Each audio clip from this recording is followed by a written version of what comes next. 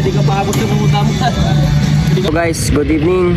Wala na tayong gas, pero meron tayong 10 piso dito. Ngayon, susubukan natin kung papayag ba sila na mag-gas tayo ng 10 piso.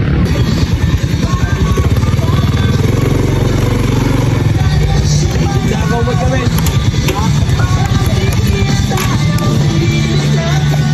Pwede kuya, 10 piso? Wala, hindi ka pa sa pumunta mo. Hindi ka pa sa pupuntahan ko. Okay lang, okay naman ako. Ha?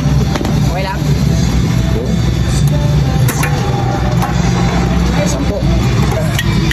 10.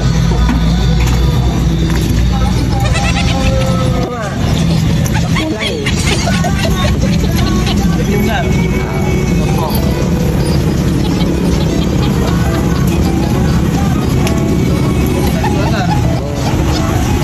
Sir, meron kayo sila. Yun lang, wala. Shoutout ko na lang.